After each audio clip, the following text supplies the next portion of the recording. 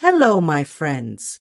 I'm Dr. Lucy Stone, a urologist and men's health specialist with 7 years of experience helping men over 50 reclaim confidence, energy, and intimacy.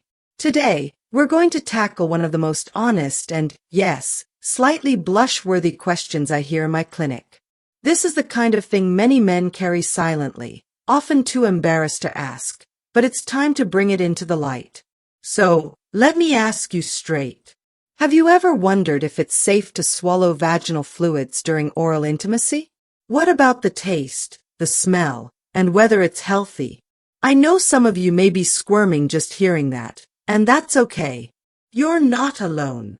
These are questions whispered late at night, searched online with a furtive glance, or asked hesitantly in a doctor's office with lowered eyes. By the end of this, you'll feel informed, reassured, and confident about intimacy. No shame, no guessing, just clarity. Before we dive in, hit that like button, comment below, where are you watching from? And subscribe to my channel for more guidance designed for men over 50 who want confidence, health, and connection. Here's a truth that surprises most men. Intimacy does not retire. Passion doesn't have an expiration date. Love, when nurtured, only deepens over time. Many men assume oral intimacy is risky, dirty, or something to avoid, but the scientific truth is far more reassuring. With healthy partners, vaginal fluids are completely natural, safe, and even a sign of the body protecting itself and making intimacy comfortable. So, the first myth we're busting today is that vaginal fluids are dirty. False. They're actually a biological marvel designed to lubricate, protect, and enhance pleasure. I'm Dr. Lucy Stone. Over my 7 years in urology and men's health, I've worked with men in their 50s, 60s, and even 70s who thought intimacy was over for them, only to discover that small, intentional changes completely transform their relationships.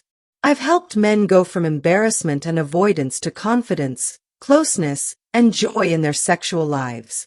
Today, I'm going to guide you step by step, covering the biology, the emotional impact, and practical daily applications so that intimacy becomes safe, satisfying, and deeply connecting. Mistake number 1 is thinking vaginal fluids are dirty. Many men feel embarrassed, thinking these fluids are unhygienic. Biologically, vaginal fluids are mostly water with a complex blend of amino acids, enzymes, trace minerals, glucose, and lactic acid. These ingredients work in harmony to keep the vagina healthy, balanced, and protected, maintaining a delicate acidic pH that fends off unwanted pathogens.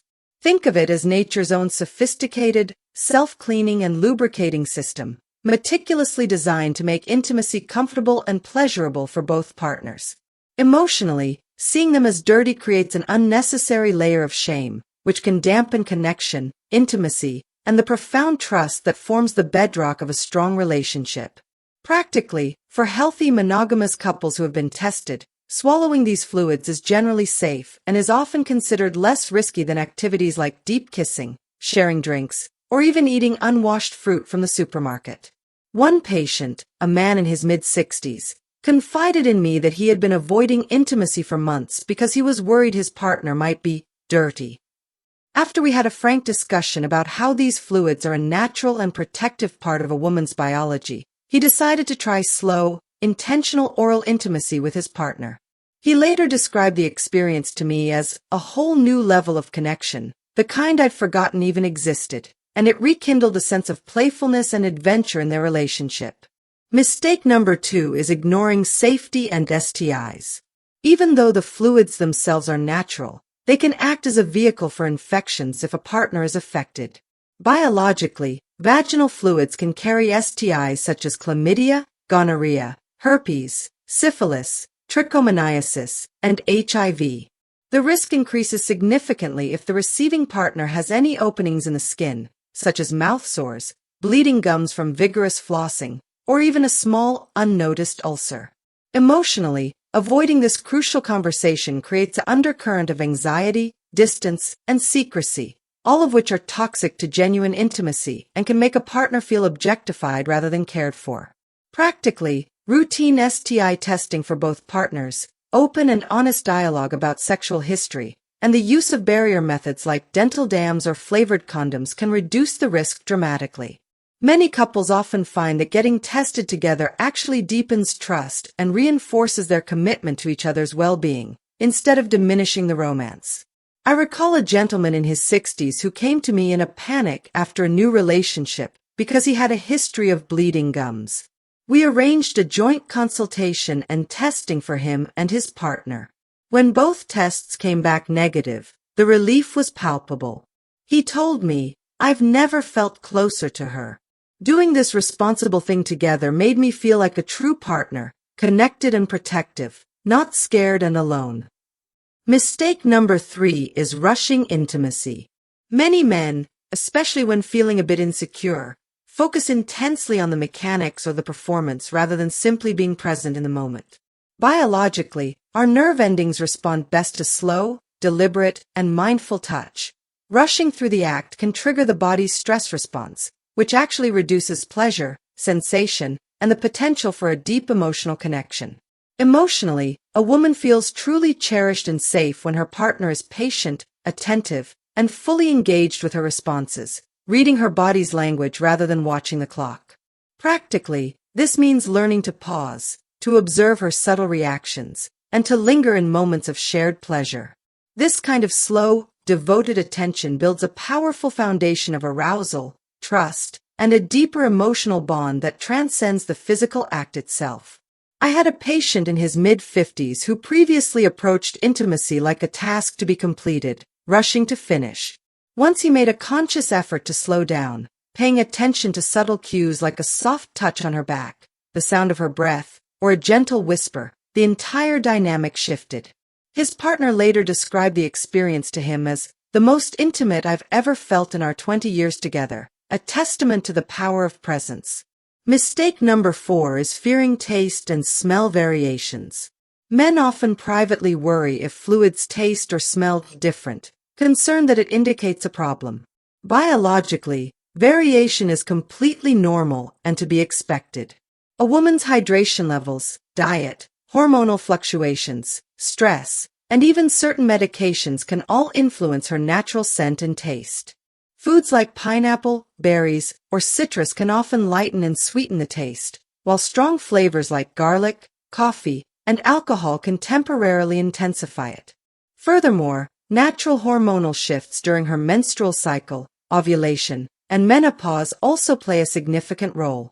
Emotionally, accepting these natural variations without judgment communicates profound respect, care, and unconditional acceptance, which directly reduces any underlying shame and allows both partners to relax into the experience. Practically, a sudden, strong, or persistently unpleasant change may occasionally indicate a treatable condition like bacterial vaginosis or a yeast infection. The key is to approach this as a team, with kindness and concern, not criticism.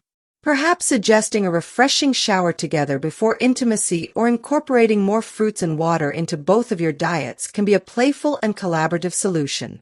One couple I spoke with noticed subtle changes in taste over time. Instead of one partner feeling judged, they laughed about it, started drinking more water together, and shared a fruit salad each evening. She told him later, with tears in her eyes, "I've never felt safer and more accepted in my entire life." Mistake number 5, and perhaps the most profound, is ignoring the emotional connection. Intimacy at its best isn't just a physical transaction. It's a sacred exchange of trust, acceptance, and presence. Biologically, when a woman feels emotionally safe and secure, her physical arousal deepens, orgasms become more intense and frequent, and her overall responsiveness increases dramatically.